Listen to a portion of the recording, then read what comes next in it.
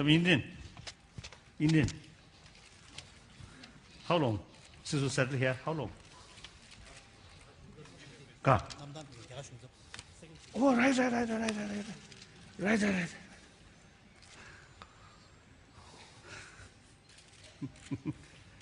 Oh, one Muslim.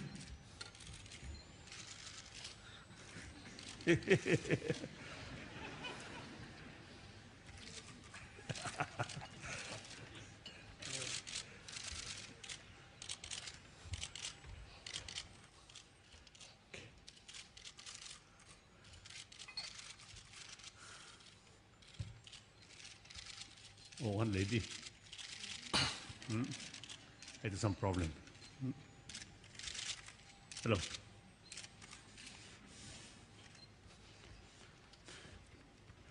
Please sit down.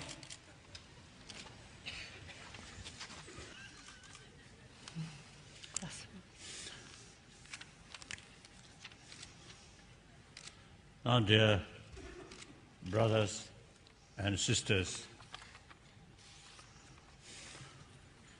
indeed, I am very, very happy having this opportunity,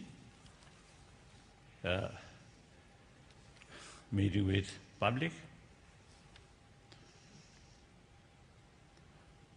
So I want to thank organizer and thank Rinpoche and also all the concerned the people I want to thank.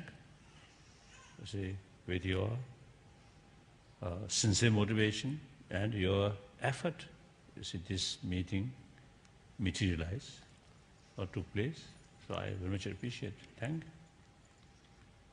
And then also the audience, you, today, I think Sunday, so suppose you have holiday. But instead of you yourself enjoying the Sunday's holiday, you come here, listen to my talk, so I appreciate.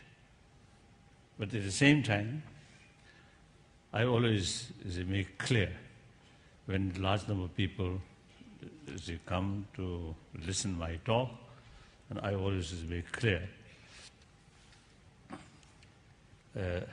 Sometimes among the audience or people who come to see me with great sort of expectation, that's wrong. I have nothing to offer something very special, nothing. My talk just sort of say, just our common experience, that's all. Then sometimes you see people who are coming to see me with belief that Dalai Lama have some kind of miracle power. That's nonsense. Then some people even believe Dalai Lama have some kind of healing power. And I think last year I clearly demonstrated my gallbladder, after I think 15, 20 years, some problem that finally last year removed through surgery. So that's a very indication I have no power of healing. If I have truly healing power, then that power must be utilized for myself. So therefore, you see, all these sort of view, and I think a few decades ago, you see, one author, I think, fake name, I think, Losang Ramba.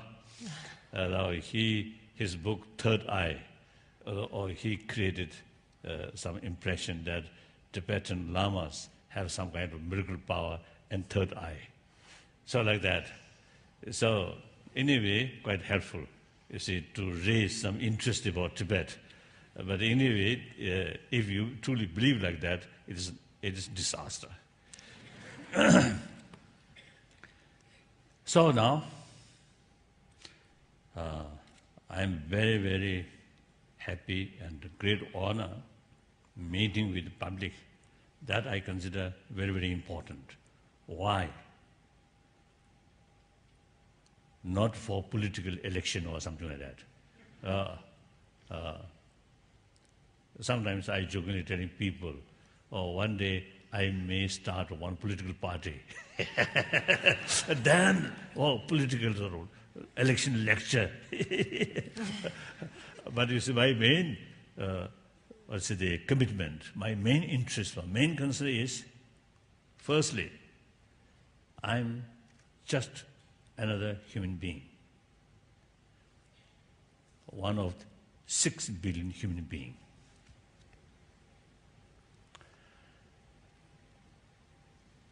And I believe human beings are social animals. Individual human beings' life or happiness, successful life, entirely depend on the rest of the community. One single human being, no matter how brilliant mind or a very powerful body, cannot survive. And just remain alone, you cannot get genuine sort of sense of security or sense of happy feeling, because we are social animals.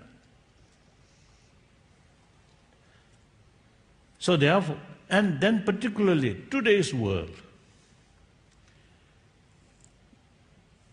the east or west, south or north, an entire continent heavily interdependent. That's now new reality because of environmental problems, because of the global economy, and also I think to some extent, I think with help of the modern sort of technology, now we are very close each other. So that's new reality. So according to that reality, I think our very concept, century-old concept, we and they, is actually no longer there. We must consider entire 6 billion human beings are just a part of we. Truly, we are one community, one human family. So with that conviction, I feel we are mentally, emotionally, physically, we are same.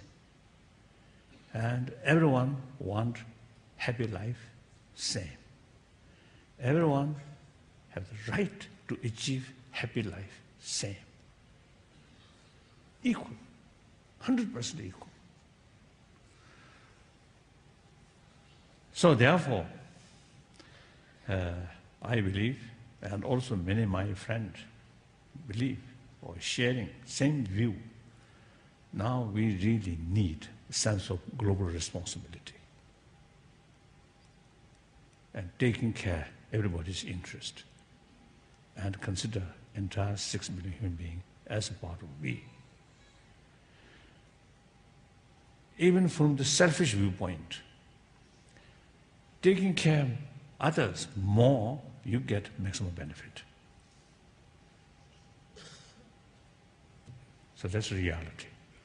So therefore, now in order to bring some sort of sense of global responsibility, or some sense of responsibility to look after well-being of others, now here key factor is compassion, human affection. Human compassion is actually, I think the seed of compassion is the biological factor, not come from religious belief, but from our biological factor, because we need human affection. We, everybody, now here, perhaps I think few thousand people here, everyone come from one's own mother and grown up mother's milk, mother's tremendous affection. And within that, I think among audience here, including myself, those people who had sort of, maximum affection from our mother, I think our health better, our mental state more calm, and ready to show affection to others. Then those people, those brothers, sisters, unfortunately, at the time of a young age, lack of mother's affection, mother's care. And sometimes some, because of abuse. Then such people, emotionally, in deep inside, some kind of, bad experience, as a result, some hurt. So as a result, their mental state always a little tense comparatively. And physical health also a little difficult. Then worst thing, those people, I think, find difficulties to show affection to others. So I think, of course, we need more investigation, more study. I think those people who create some sort of trouble or killing, eventually, suicide. Perhaps these people, if we research or if we, investigate, I think these people, in early period of their life, I think something lacking. So therefore, we basically survived our life out of others' affection. And then very nature of this body, more compassionate mind, very positive impact on our body, in our health. That, according to my own little experience, is quite clear. It's convincing, right? Convincing. I think comparatively, my mental state, quite okay. In spite of some sort of problems and some bad news, heartbreaking news, but in little deeper, my mind quite stable. Or hopefully. So that really very, very positive impact on my health. So as I mentioned earlier, the surgery, actually there are a lot of complication. My gallbladder. So actually the gallbladder increased, enlarged almost 3 times. And then also what called pus. Pus collection. Ah. Pus collection. Ah. Pus. Pus collection. So usually, you see, that surgery, very simple surgery, they take only 15-20 minutes. In my case, 3 hours. It takes 3 hours. But then recover within 5 days and 1 week, completely recover.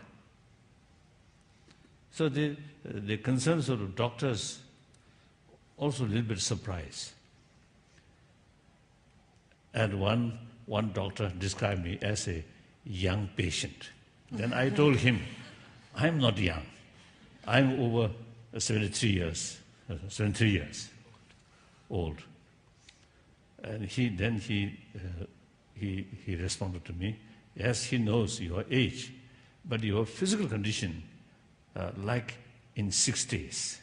So he mentioned, So these, not out of miracle, but simply, I think, my mental state more compassionate, more peaceful. So that I fully sort of convinced. And then, because my mother, illiterate, just ordinary, uneducated farmer, but a wonderful heart. I think sometimes I feel my mother's kindness is, I think, bigger than some of those great masters. Very sort of, as the innocent way, uneducated, just a farmer's wife like that, farmer's mother, but very kind. So we never saw our mother's sort of angry face, always very calm, like that. So I always feel a certain amount of sort of my compassion or peace of mind, I think real seed comes from my mother.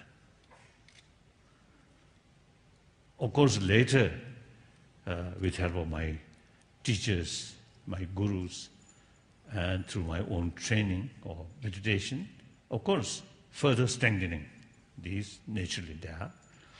But real seed come from my mother. So everybody, everyone who come from one's own mother, we all have the seed of that compassion. So potential, everyone has that potential. Now important thing is realize that and pay more attention about that and utilize that potential. Then your life becomes more happier, more peaceful. And I think there's many ways to bring inner peace. One way, more compassionate attitude. You see, reduce the concept of enemy. Regardless others' attitude, from your own side, is to consider truly human brothers, sisters. They also deserve happy life, deserve to overcome suffering. And you develop sense of concern to everybody. So, according to that sort of attitude, no enemy. So result, no fear. In any way, much less fear. Of course, some mad dog come, or Dharamsala, the belt of earthquake. So some fear about earthquake, that's I think reasonable. That's good. But otherwise, you see, the mental projected fear. Often, because our own extreme self-centered attitude, lack of affection, lack of compassion, then with your own mental projection, you find more hostile people, hostile surround. Result, much more tense, much more fear. And that fear transformed unhappiness, sometimes anger. And anger brings violence. So therefore, compassion really brings inner strength. Compassion brings trust, openness. That brings more friend, more affection from other. So result, you feel happy. More compassionate heart, look this side, in front, you feel, oh, human brothers, sisters, and some kind of intimacy there. And then look this side, oh, human brothers, sisters, here also, like that. So then you feel calm, happy. If you keep here suspicion, hatred, anger, anger brings suspicion. Suspicion destroys trust or openness. Then you always feel some kind of distance from other people. With that kind of attitude, looking forward, suspicion. Looking this side, suspicion. This side, suspicion. Result, lonely and desperate. So these are psychological working, psychological nature. Some time back in Stockholm, I met one great American scientist. Now I forgot his name. When I met him, his age over 80s. While we talk, he mentioned to me, when people get angry and the object which you feel anger, that object appears very negative. So here actually in reality 90% of negativeness of that object is your own mental projection. So this is some Buddhist literature also, you see, clearly mentioned like that. So I think obviously, you see, if we examine our own experience, when you develop anger, then that person or that object looks very negative. But then anger, a little cool down. Then that object, not that bad. Then eventually develop some attachment. Then that object really appears very beautiful. Similarly, when we develop attachment, that object really very nice, looks very beautiful. Then due to some other factor, you develop little hesitant. Or, example, I think as a human being, at the beginning, too much attachment, very closeness feeling.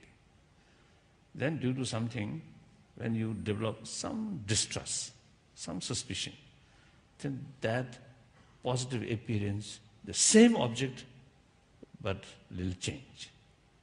Then eventually hatred, that I think a blind attachment sometimes often turned into hatred. Then the same object, but appears very negative. So that's the obviously much sort of mental projection. Yeah. So therefore, more compassionate mind really get feeling you are surrounding by a friend, full of affection. So that brings inner calmness, or peace, or happiness. One thing. Then another aspect of the compassion. Compassion brings tranquility, calmness. The calmness provides our brain which can judge good and bad. So when we develop anger, hatred, that part of brain cannot function normally. So through that way, decision take at the time of your mind to become anger, and often these decisions become wrong. Because when your mind, too much emotions, destructive emotion there, you can't see the reality. As a result, no matter what your motivation, no matter what goal, because of lack of knowledge about reality, all your approach become unrealistic approach. Result, disaster. So, a good thing or bad thing, the method should be realistic method. Then effect really come. So in order to carry realistic approach, you must know the reality very clearly. So in order to know the reality clearly, your mind must be very calm. And with calm mind, you can see objectively. If your mind, dominated by emotion, then you can't see the object objectively. So that also is one, I think, positive aspect of compassion. So compassion brings inner peace, inner strength, and also compassion brings more neutral mind that open our sort of potential of judgment. So, affection or compassion as a product of our biological factor, it is something really precious in order to lead happy life. Now I want to make clear what is compassion. Sometimes we develop some kind of feeling, some concern about other sort of difficulties or suffering or pains, but there is some tendency just look down. So sometimes I think we call pitchiness, pity, isn't it? Compassion, there is also element of respect. So sense of concern with respect. Clearly accept their right to overcome the suffering, just like myself. So now here, also you see, it is important to know our usual sort of, feeling of love or compassion towards one's own friend, one's own close sort of friend. That actually biased compassion and much mixed with attachment. And that compassion oriented others' attitude, not being itself, but rather their attitude.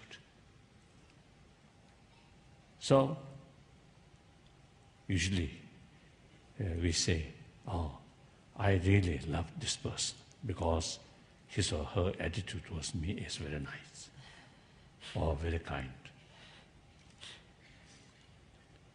That's biased, limited, and much mixed with attachment and not stable. So long their attitude remain there, you develop that kind of, you feel that kind of closeness feeling.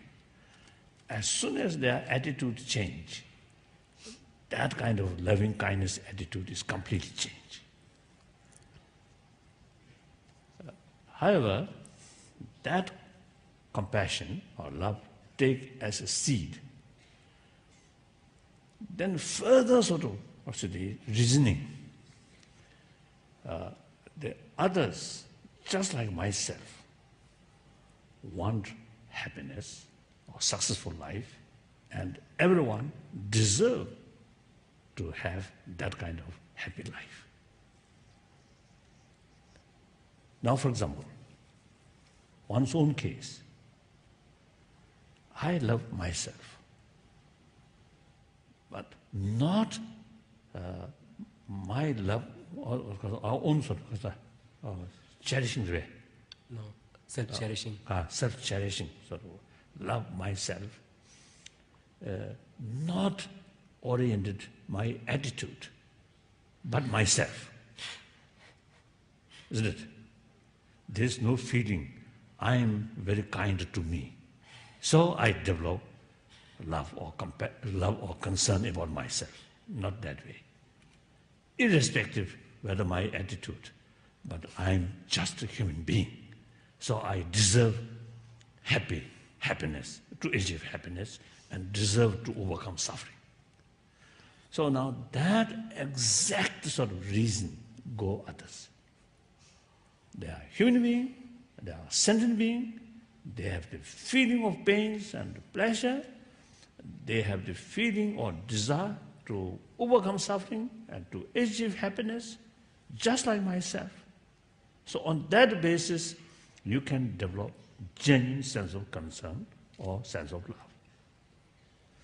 That oriented on the being, not oriented on the attitude. Clear? So that compassion, since oriented to being, not attitude, therefore, regardless their attitude, so you can maintain, you can extend your genuine concern or love or compassion.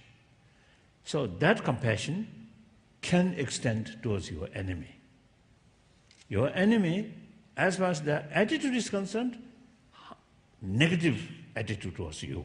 So we consider, you call them as an enemy.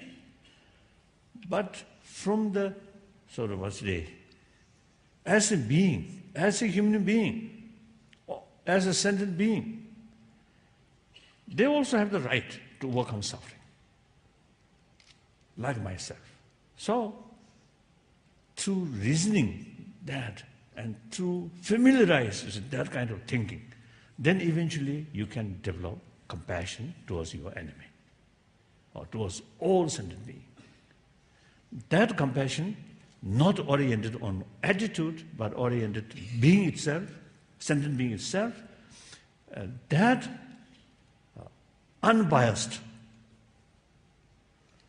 without attachment. So for development of that kind of compassion, first we detach. Attachment brings narrow-minded. So in order to open our mind, detach. Detach does not mean withdraw sense of concern or sense of affection. Sense of affection, from the Buddhist viewpoint, sense of affection, genuine, this unbiased affection based on reason or valid basis. The other compassion, which mixed with attachment, that's no basis of valid reasoning. Therefore, you see, there's differences. In mental level, there are so many sort of... Now, for example, desire. Desire is very positive. Without a desire, no movement, no progress. Desire is necessary. But desire mixed with attachment, then difficult. So negative, destructive desire and constructive desire, two things. And also the egoistic attitude. Ego, right? No, ego. Self-centered ego. There's negative, some kind of strong feeling of strong self. Can be either positive or negative. For infinite love and compassion and a desire to serve entire sentient being, entire 6 billion human being, you need tremendous sort of determination or willpower. For that, you need self-confidence. For that, you need sense of strong self. That egoistic attitude is positive, very necessary. Then another egoistic attitude which lead, exploit on other, bully on other, killing on other, that kind of self-centered egoistic is negative. So among the emotion, there are so many sort of different sort of nature. We have to make clever sort of distinction, these things. So in any way, now I'm talking here, now there are two kinds of compassion or love. One, limited, biased, oriented action. Another level, not oriented attitude, but the being itself. And that unbiased, infinite, and based on valid reason, like that. Now, since I think everybody, according to our own experience, say, we wish, I think, more compassionate sort of mind. I think obviously everyone, from early morning, as soon as we wake up, I think nobody wishing that day more trouble or good quarrel with other people. I don't think anyone, you see, wishing that kind of thing. But rather, I wish today more my friend come and having some nice time with them. That kind of sort of feeling. So essentially, nobody wants problem. But problem, of course, due to nature disaster, including earthquake, these things, of course, different. Otherwise, I think many problems, actually, even family level or individual level, I think many problem here. Of course, problem, about the poverty or due to poverty or ignorant, Lack of education. Lack of education. These are something different. Everybody making effort to improve these things is very right. But a lot of problem at mental level, mental state. Many of these problems is actually our own creation. Then, of course, at the global level, including economic crisis, these problems also essentially man-made problems. And all these related with, ultimately, our emotions. Since today's economic crisis has happened, global economic crisis has happened, I asked, out of my curiosity, some of my friend who are business, and also they have some, some businessmen. So I asked, what is wrong with this economic crisis?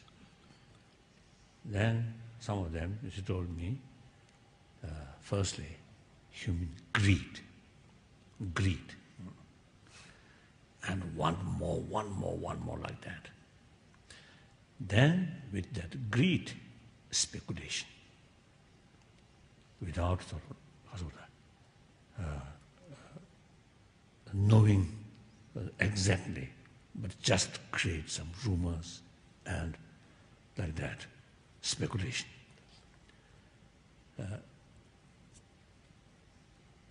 And with that, telling lie, hypocrisy,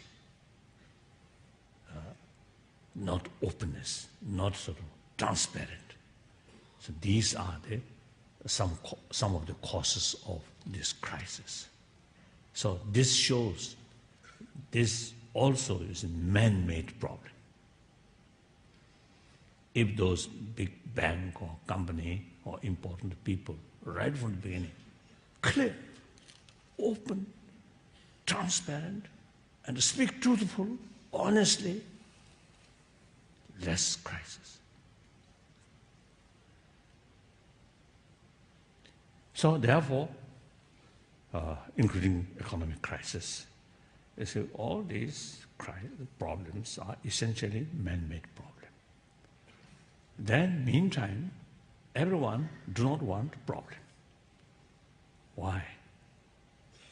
Because of lack of judgment, firstly. Lack of holistic view, just short-sighted, immediate benefit. Not knowing, not taking consideration of holistic sort of nature, like that. So in that respect, now the compassion has something important role. More compassionate mind can see objectively. And the reality, everything interdependent, interconnected. So there is no single absolute point which we can develop anger. Usually, anger need independent, absolute target. I think, for example, angry to entire humanity, I think impossible. Real anger need independent, this person causing this problem. Then your anger your anger find target, so you can develop more anger, then finally take some ruthless action, isn't it? So when we saw things are not that kind of absolute, this event happened due to many other factors, including your own contribution. Once you know that reality, something, this bad event, connected with many other factors, including your own behavior, then your anger failed to find independent target. So here, you see, I think the mental level, these are very, very complex, like that. So therefore, in order to carry realistic approach, the calm mind, for that, compassion useful, and many man-made problems essentially related with our emotion. So this is one thing. So nobody, and many problems, man-made problem, our own creation, and yet nobody want a problem. Then how it happened? Because our ignorance, because of our emotion, lack of understanding about the reality. This is one thing. Now, so now, how to promote compassion? I usually sharing with people out of my own sort of observation, and also as a result of meeting with many of my friends who practice with different traditions, and also many scientists. So my conclusion is there are three ways of promoting this value.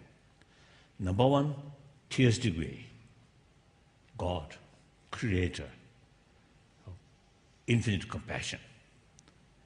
You more believe in it, there's more tendency you want to be more compassionate person, because you are fully sort of, appreciate or submit to infinite love, that's God. So automatically you follow. Automatically you have the desire to follow that. This is one way. Another thing, non-theistic, non-kasda, mudu-kasda. Polytheistic, non-theistic. Like Jainism and Buddhism, according to law of causality, promote these values. Then there must be third way of approach. This is a little, there are some disagreement. Some my friend, some Muslim, some Christian, told me any moral ethics, including compassion, must be based on religious faith. But equally, some other people, including some scientists, it is not necessary to be based on religious belief. Now, obviously, affection among animals also there. I think everybody agree. Animal, no religious faith, isn't it? Can you teach religion to animal? I don't think, isn't it? Even in church, I think the preacher very nicely, you see, explaining about religion. Some pigeon going here and there, I think no influence on their mind. Or some ant, you see, running here and there, I don't think any sort of influence on them, on their mind. Even when I give some teaching in India, there are many people, including myself, sometimes you see too much emotion and because of tears. Shed tears. But some monkeys there, you see no sign of that kind of feeling like that. So therefore, animal, no religious faith. But they have the ability to show affection. Why that affection come from? Not religious faith. As I mentioned earlier, by physical product, biological product. So therefore, and then, as I mentioned earlier, according to our common sense, according to our common experience, then latest scientific finding. One example, some scientists, you see, told in our sort of meeting, according some of their sort of experiment or research, according to their data, those people who often use word I, my, mine, me like that, those people have greater risk of heart attack. Why? I think if we sort of research, investigate, analyze, then I think the answer is like this, or connection is this. The more sort of self-centered attitude. And naturally, as I mentioned before, develop some distance from other. As a result, more worry, more sense of insecurity, more fear, more loneliness. Result, depression, heart attack. More compassionate attitude, bring all other something like one's own friend. Then there is no feeling of distance. Everybody, you easily reach out. Then that reduces fear. That brings joyfulness. That brings openness. So I think that's the way, connection. Too much self-centered. Your mind very much narrowed. As a result, even small problem appears unbearable. Once your mind, more compassionate attitude means wider. You take concern, this problem, this problem, this problem, that problem. So, within that kind of sort of perception, one's own serious problem not appear as sort of unbearable sort of that problem. I think that really makes differences. So these are scientific sort of answer. And then some scientists say, anger, hatred actually eating our immune system.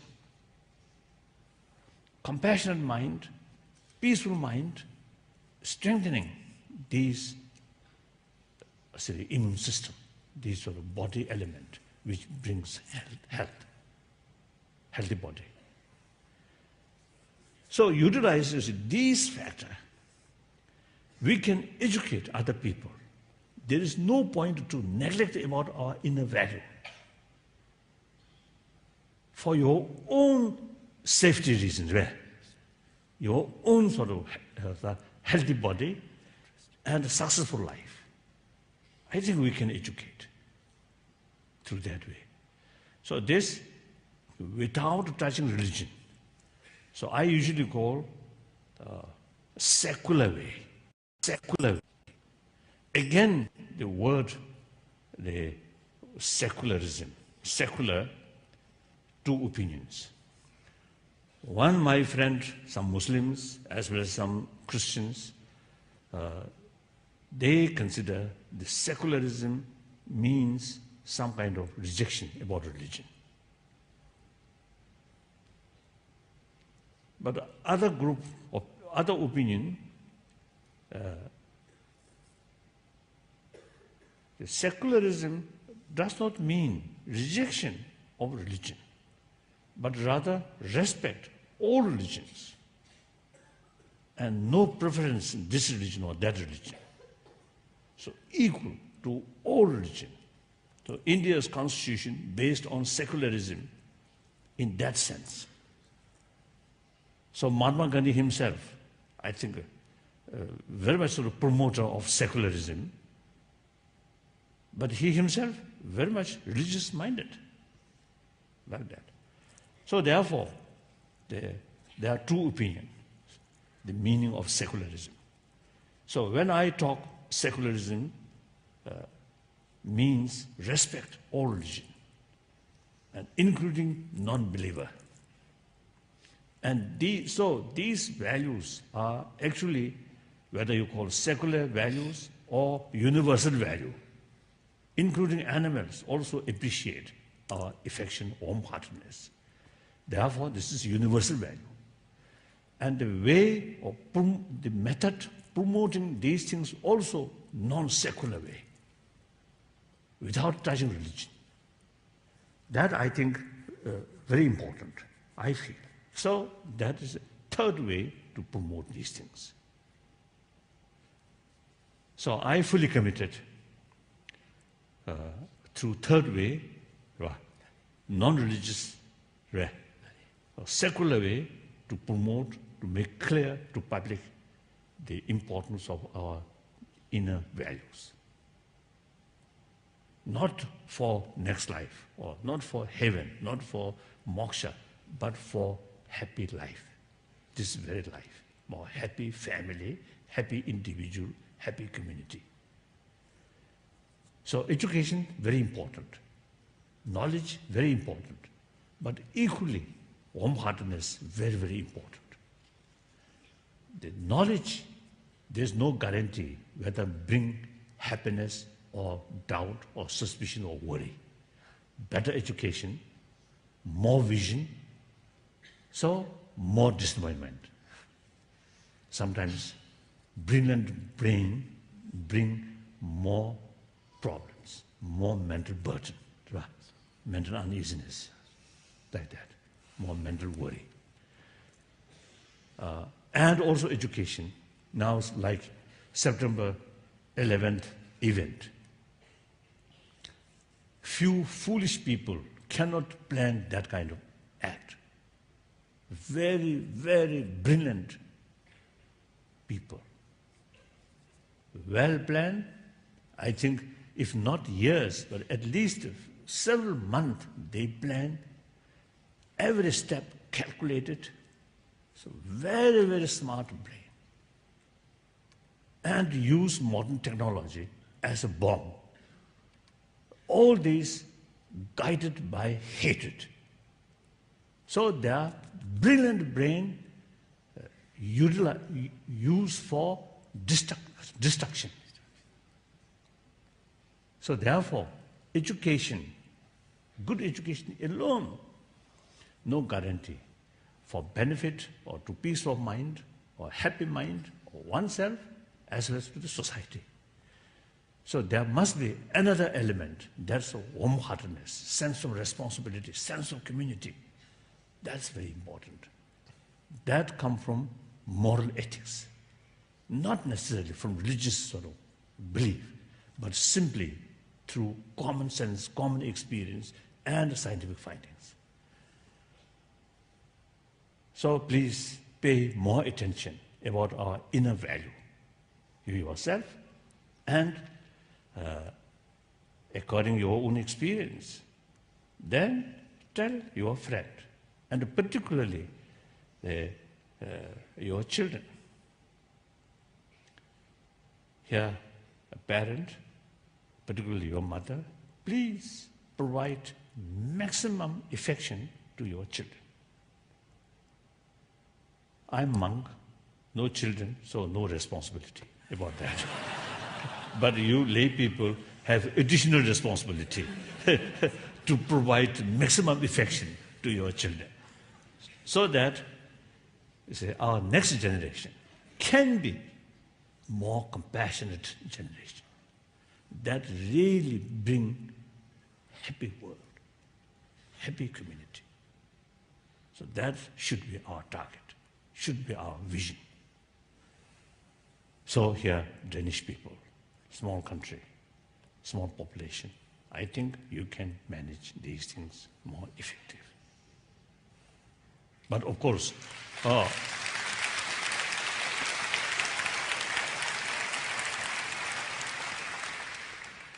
course, whether you implement these things or not, entirely up to you. I'm leaving tonight to Iceland to tell them importance of these inner value. I don't know whether they listen or not, I don't know. This is the first time my visit to Iceland. So the Danish people's problem which waiting for you is your business. So you have to tackle that. So peace of mind is really very, very helpful, according to my own experience. You see, in spite now last 50 years of refugee life and constant heartbreaking news from Tibet, but comparatively, my mind quite okay, peace of mind.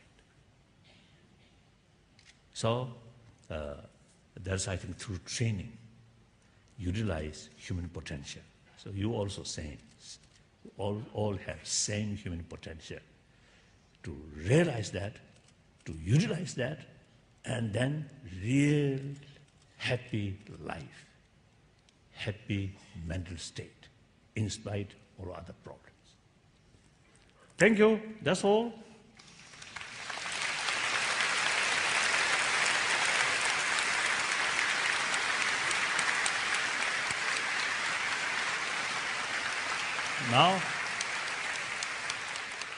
Now some questions. Does His Holiness the Dalai Lama think world peace is possible? And if yes, what could Scandinavia, Denmark do best to reach this goal? This is a serious question. Now, when we judge, now look, past century, 20th century,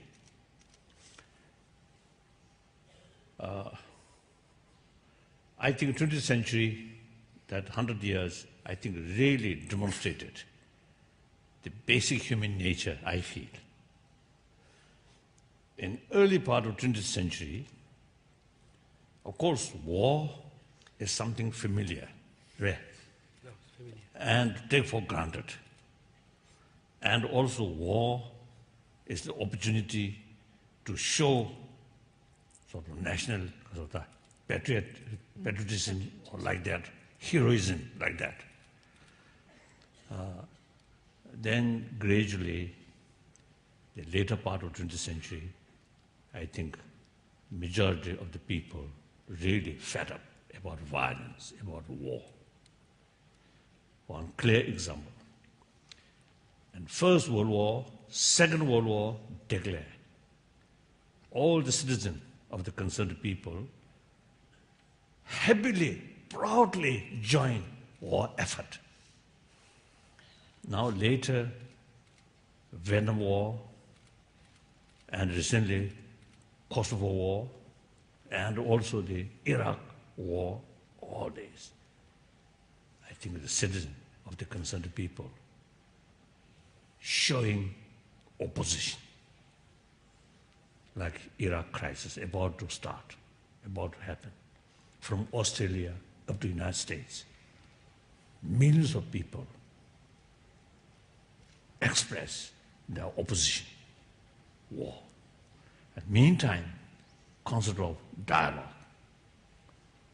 a concept of peace, non-violence, also increasing.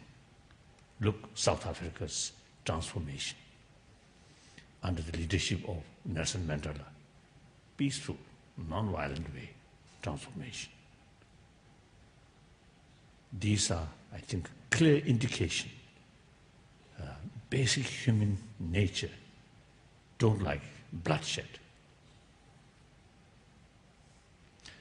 And then, I think peace movement, everywhere.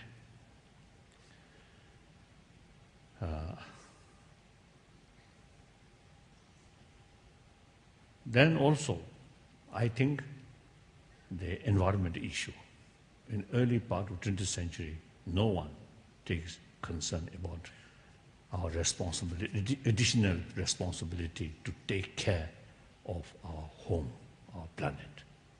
Now, the concept of ecology, even political party, Green Party, is based on the concern of ecology. These also, I think, healthy development and recycle these things. I think human being during 20th century, I think early part of 20th century or mid part of 20th century, I think we gain much experience. As a result, humanity become more mature. Although the beginning of 21st century, last few years, not a very happy one, but basically, I think much healthier. Now terrorism, that's few handful people sort of activities. So overall, I think world become healthier and out of real desire for peace, non-violence.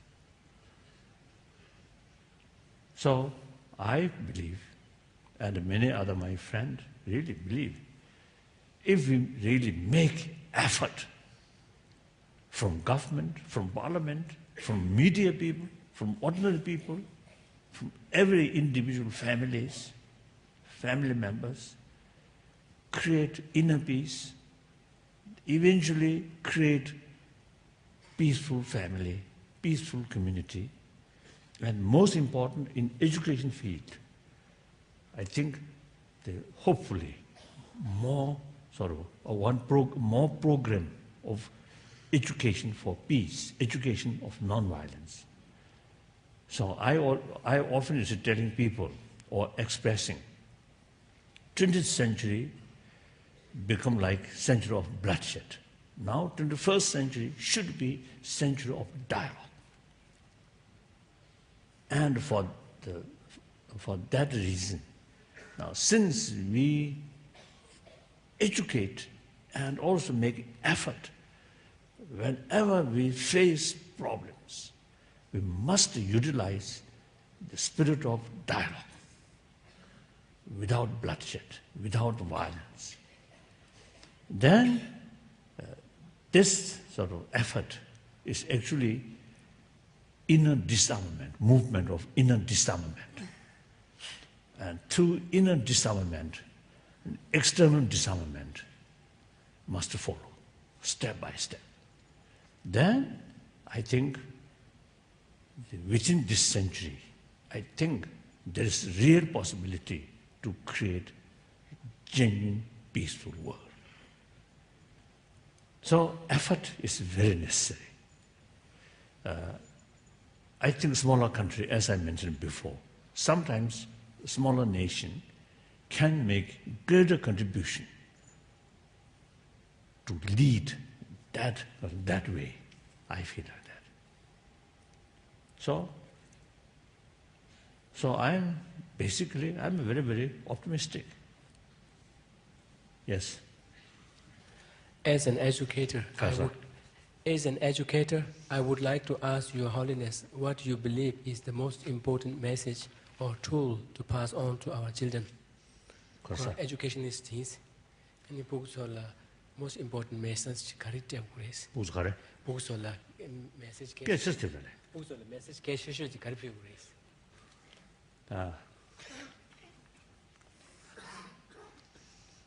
As an educator, No. I think you know better. How to bring.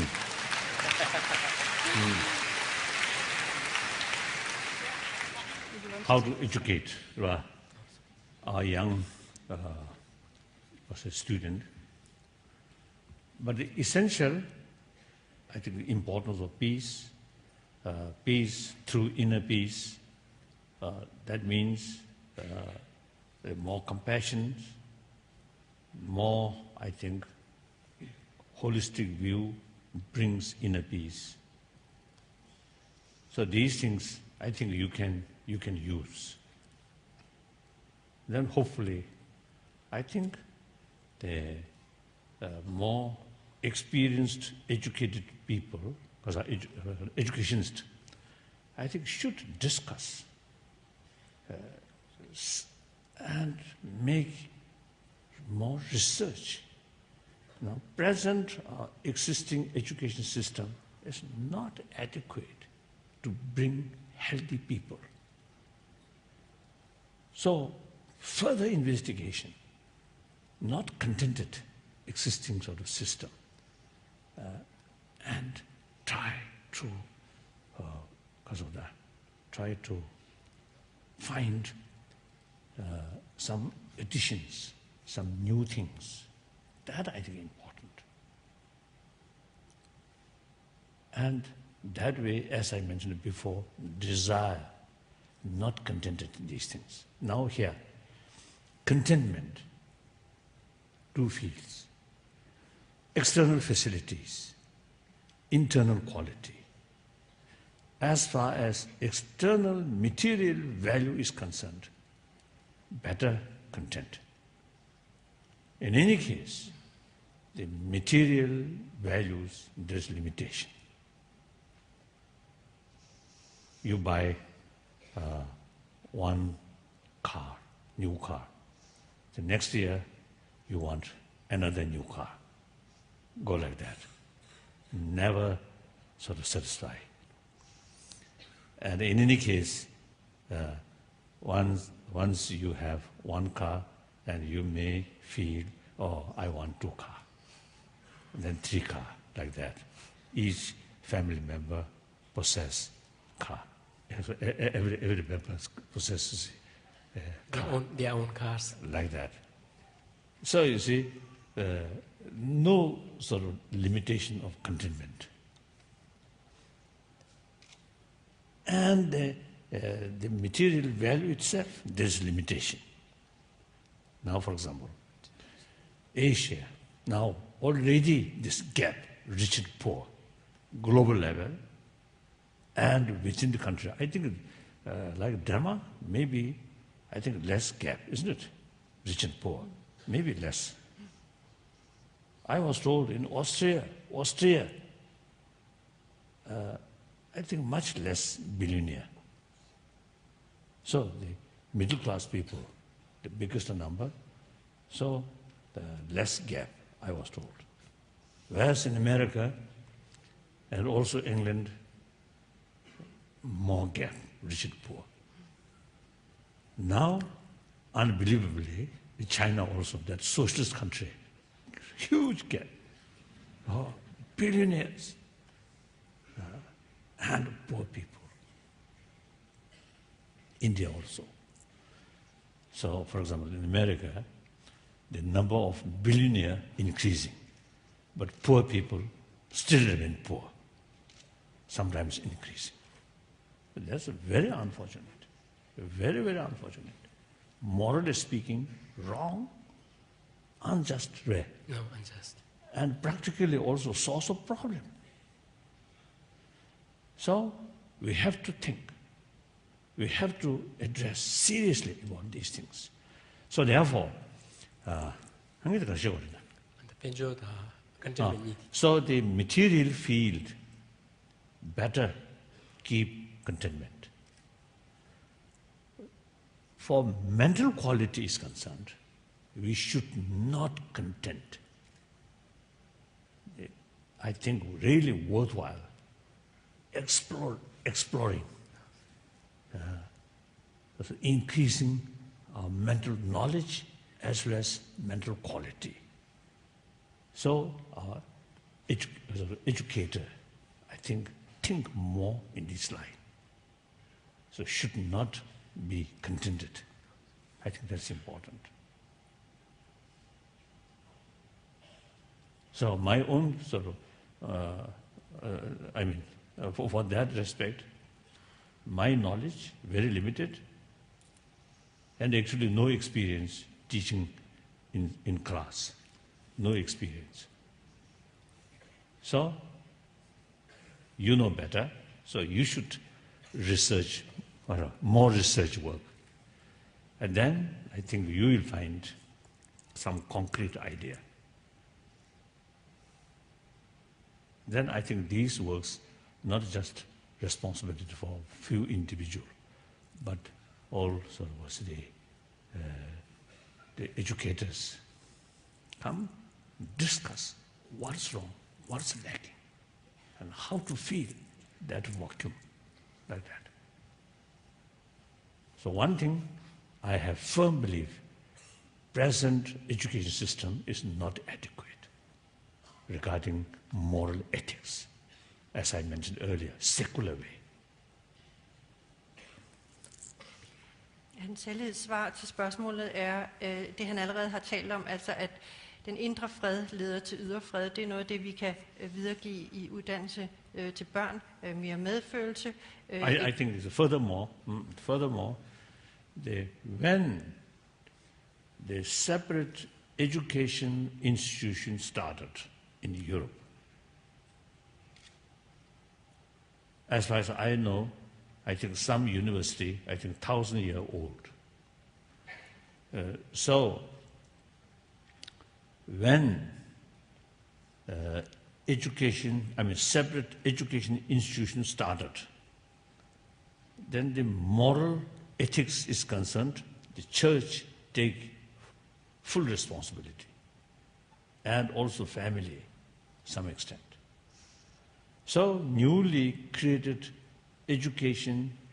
separate education institution, the only responsibility is provide education. That's all. Now time passes, the influence of church sometimes little decline. And family value also little decline. So then the education institution alone have the both responsibility of brain development, responsibility of warm-heartedness, both responsibility now in the hand of education institution. So, according new reality, more heavier responsibility for the education institution. So I think really necessary to think more on this line. Why do you think more women apparently are interested in Buddhism in the West?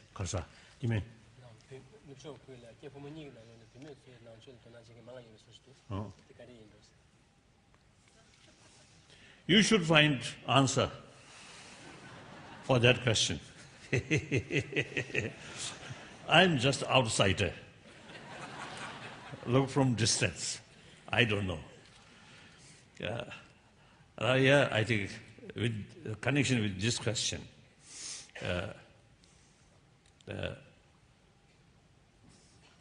I really feel biologically female have more sensitive about others' pain. So obviously, from two parents, from father, mother, my own case, my mother really provide me maximum affection. My father not. My father very short-tempered. So I remember one day, I remember very clearly, one day my father feeding, lunching, eating some, I think, some pork. I just sit beside him, expecting some piece of pork from him, just like a dog, like that. Then, you see, I think I felt something, I got something. Then I touched my father's sort of mustache, good mustache, and I think, pull, I think, a little bit, I think. So my father lost anger. Lost temper. Lost temper. Lost temper. I remember very clearly.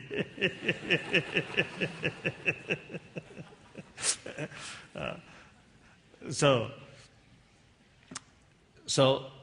regarding promotion of human compassion, I think women, female, have greater responsibility.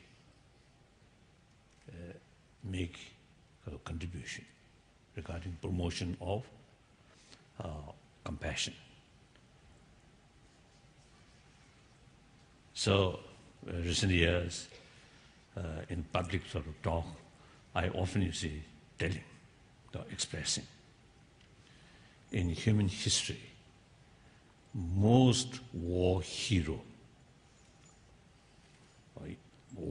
means greater butcher,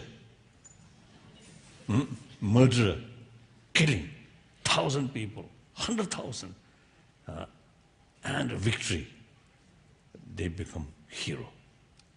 So most of these heroes are male. So maybe most of the leadership, if you say become or take by female, maybe less danger, maybe so the better because of the peace. Sometimes I feel like that. So I'm male, so no problem to express it that way. So in any way, that I really feel, as I mentioned before, please you provide maximum affection towards your children and other children. Sometimes my generation who belongs to 20th century, and also here some of those older gentlemen or ladies belongs to 20th century. Now we are people of 20th century of bloodshed.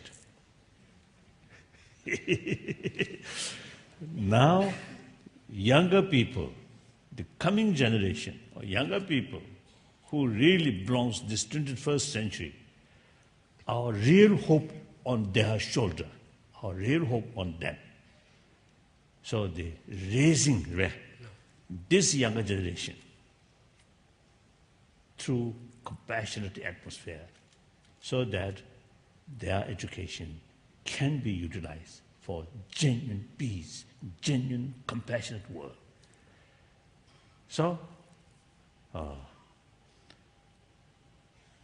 yes, I know this is a female. In Asia also, female looks, you see, more, so it's because of the interest about the religion. It seems like that. detailed reason we have to find through research. I don't know. I really don't know.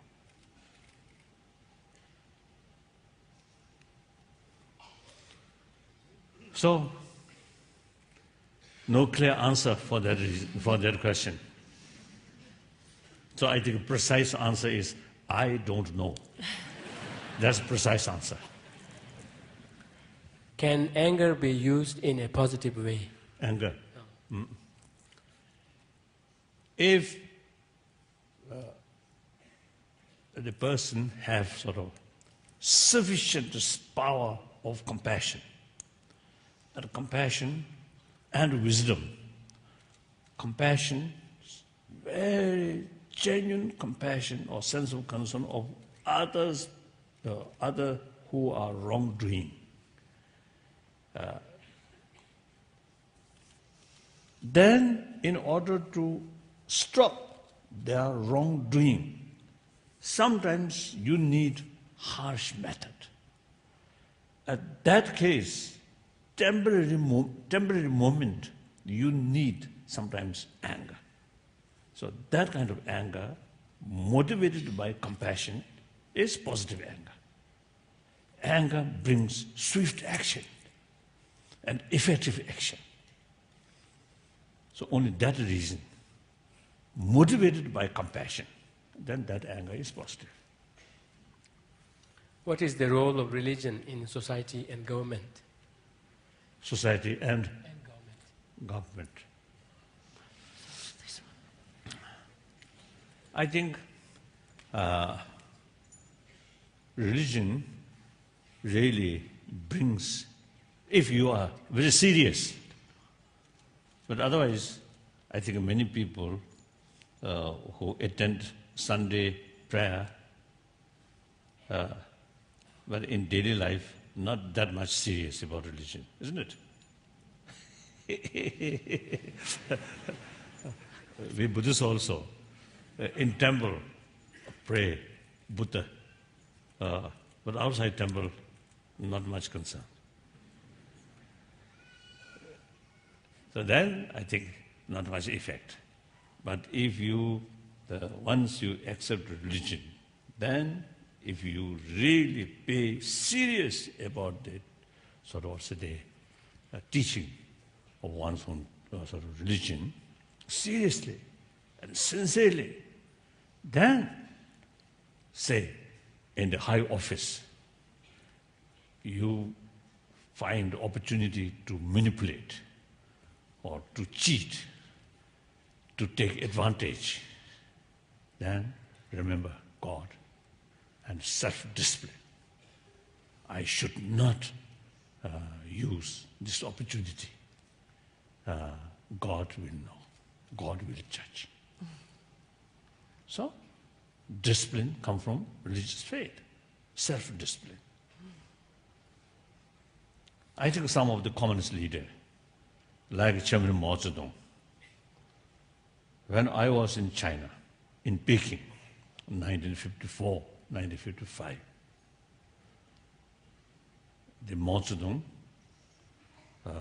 really be a great revolutionary leader of revolution, and really dedicated well-being of other people, poor people, working class people, needy people, less privileged people, and also majority, who really suffer in the hands of upper class or elite. Then, mid-50s, 1956, 57, eventually, I think power, his absolute power, eventually ruined himself. So this is due to lack of self-discipline. That person, he got all power. You see, nothing beyond that.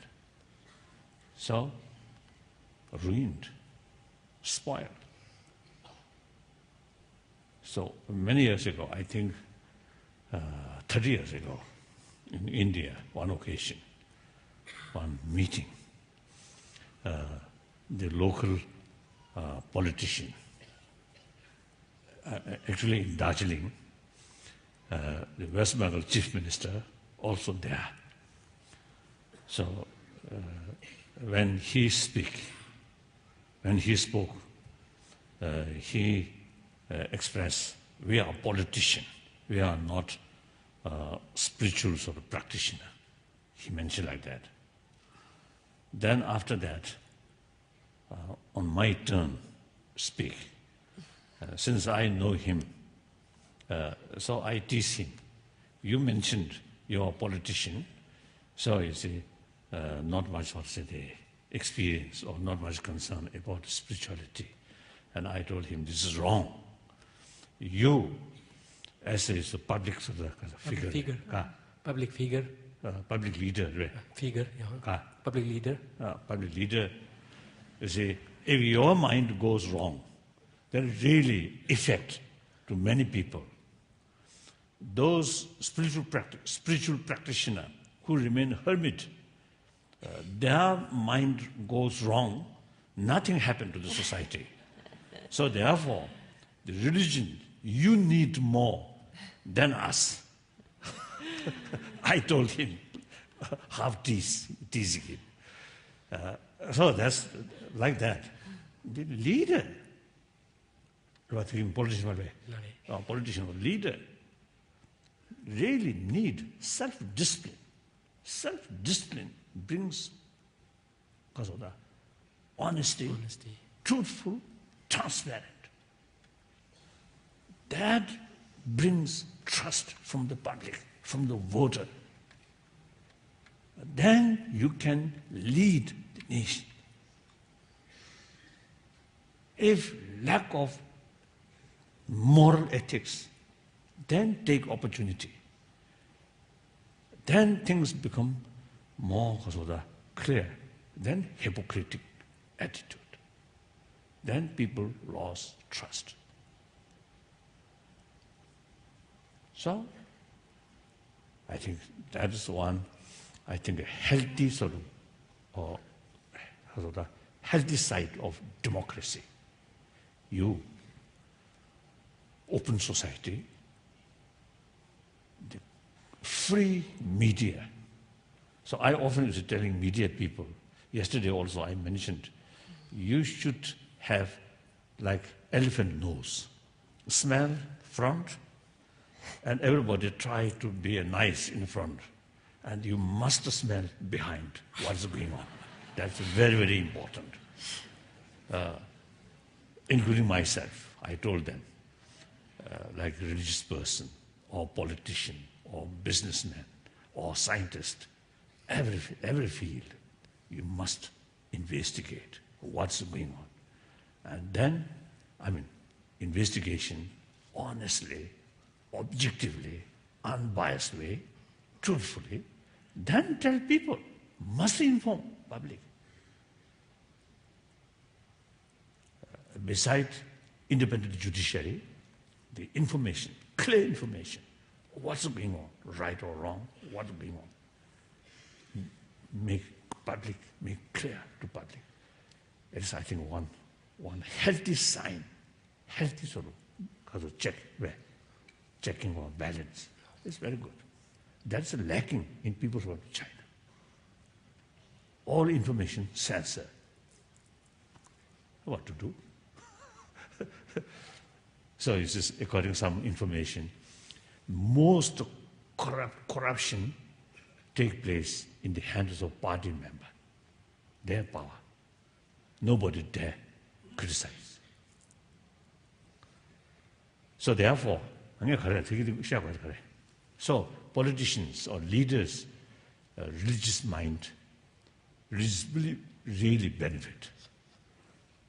But very important to make a distinction, religious belief or religious institution. Religious institution must be separate from politics. It is very important. I think like a Dalai Lama institution, religious institution, meantime head of a temple. That out of date. So within my lifetime, I made every effort makes sort of separation. Since 2001, we already have elected political leadership.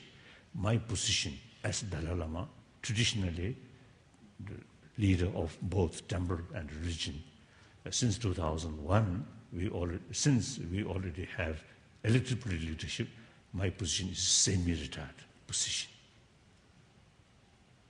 So I firmly believe religious institution must be separate from the political institution. But politician, individual, more faith, more religious-minded, maybe more reliable. Self-discipline, isn't it? But one, my friend, advisor of the global business, while we are talking, chatting,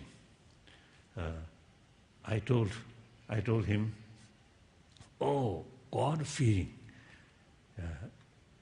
could be very useful. Then his response is, oh, that is 18th century's idea.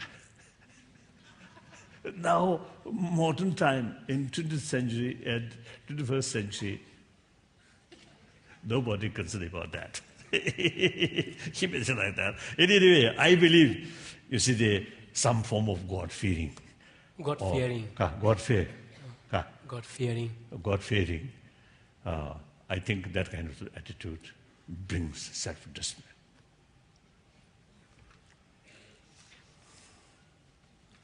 And without a religion, if you have secular moral principle, that also equally brings self-discipline.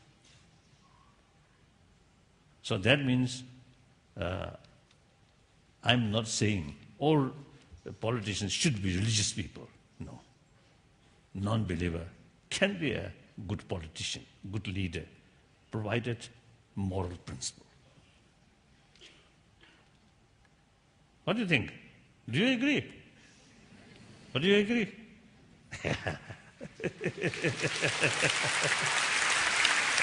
Thank you, thank you. Okay. Now,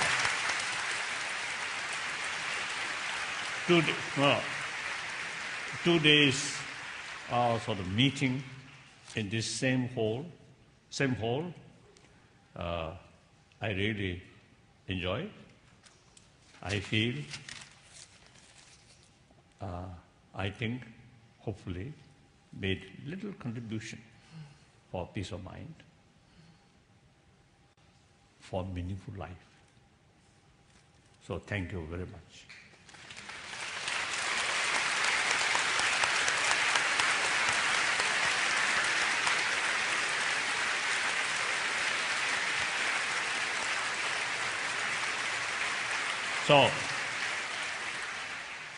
So till our next meeting, please take care yourself, physically, mentally, spiritually. Thank you. Goodbye.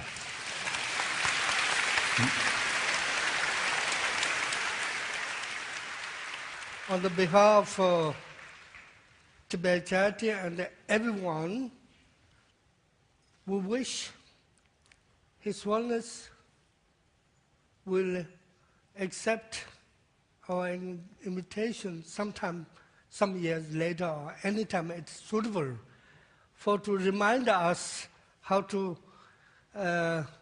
keep the inner peace. Thank you so much. Thank you.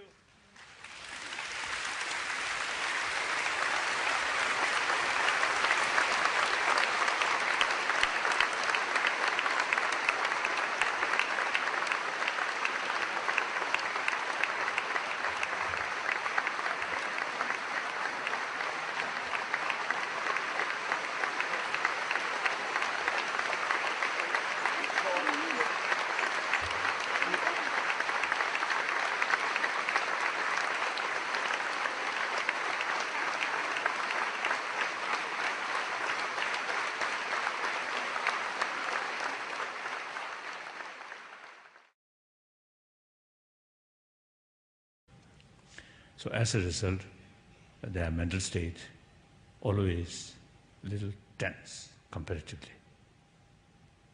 And physical health also a little difficult. Then worst thing, those people, I think, find difficulties to show affection to others.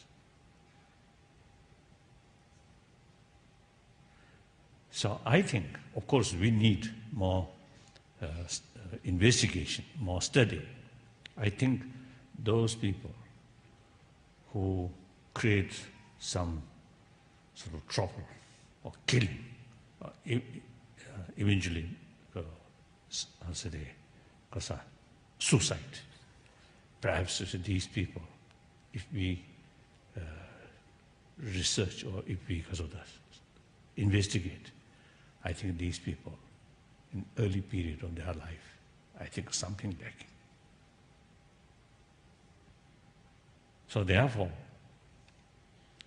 we basically survived our life out of others' affection. And then very nature of this body, more compassionate mind, very positive impact on our body, in our health.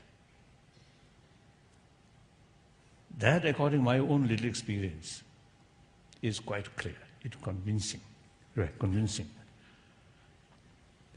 I think comparatively, my mental state quite okay. You see, in spite of some sort of problems and some bad news, heartbreaking news, but in little deeper, my mind quite stable. Or hopefully. So that really very, very positive impact on my health. So as I mentioned earlier, the surgery, actually there are a lot of complication. My gallbladder. So actually the gallbladder increased, enlarged almost 3 times. And then also what called pus. Pus collection. Ah. Pus collection. Ah. Pus. Pus collection. So usually, you see, that surgery, very simple surgery, they some Indian. How long? Since you settled here, how long? Oh, right.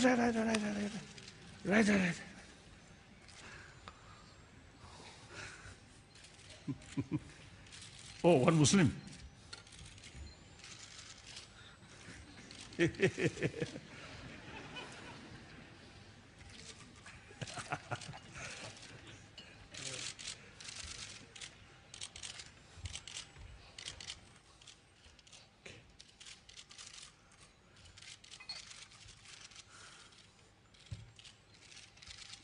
Oh, one lady.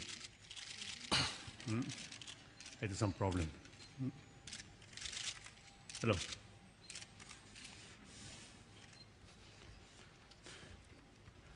Please sit down.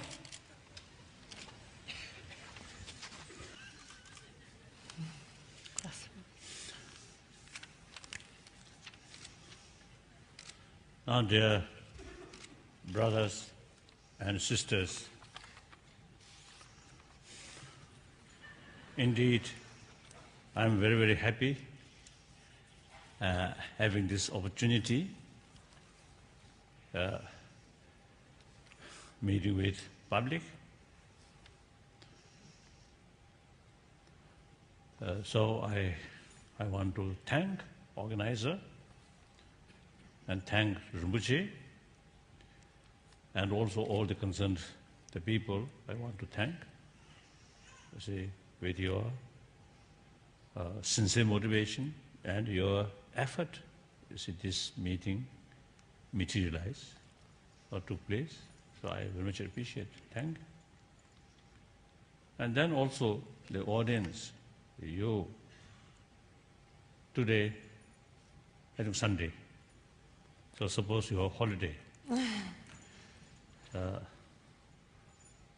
That instead of you yourself enjoying the Sunday's holiday, you come here, listen to my talk, so I appreciate.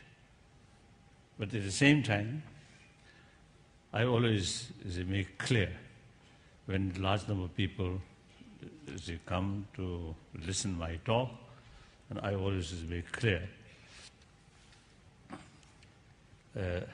Sometimes among the audience or people who come to see me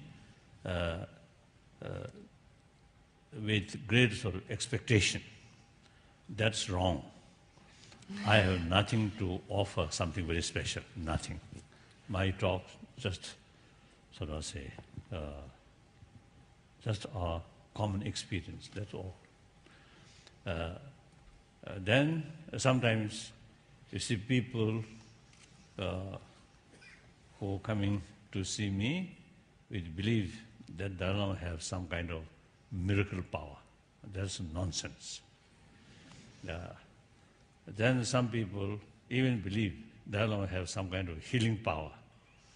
And I think last year I clearly demonstrated my gallbladder, after I think 15, 20 years, some problem that finally last year removed through surgery. So that's a very indication I have no power of healing. If I have truly healing power, then that power must be utilized for myself. So therefore, you see, all these sort of view, and I think a few decades ago, you see, one author, is I think fake name, I think Losang Ramba. His book Third Eye, or he created some impression that Tibetan lamas have some kind of miracle power and third eye. So like that. So anyway, quite helpful, you see, to raise some interest about Tibet. But anyway, if you truly believe like that, it is disaster. So now, I am very, very happy and a great honor meeting with the public. That I consider very, very important. Why? Not for political election or something like that. Sometimes I jokingly telling people, one day I may start one political party. Then, political sort of election lecture. But you see, my main, the commitment, my main interest, my main concern is, firstly, I'm just another human being. One of six, same view. Now we really need a sense of global responsibility and taking care of everybody's interest and consider entire 6 billion human beings as a part of we. Even from the selfish viewpoint, taking care of others more, you get maximum benefit. So that's reality.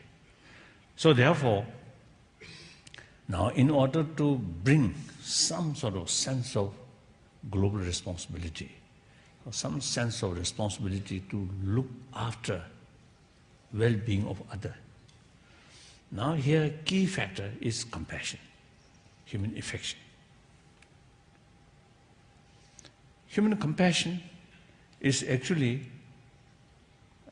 I think the seed of compassion is the biological factor, not come from religious belief, but from our biological factor. Because we need human affection. We, everybody, now here, perhaps I think few thousand people here, everyone come from one's own mother and grown-up mother's milk, mother's tremendous affection. And within that, I think among audience here, including myself, those people who had sort of, maximum affection from our mother, I think our health better, our mental state more calm, and ready to show affection to others. Then those people, those brothers, sisters, unfortunately, at the time of a young age, lack of mother's affection, mother's care. And sometimes some, because of abuse. Then such people, emotionally, in deep inside, some kind of, bad experience as a result, some hurt, billion human being.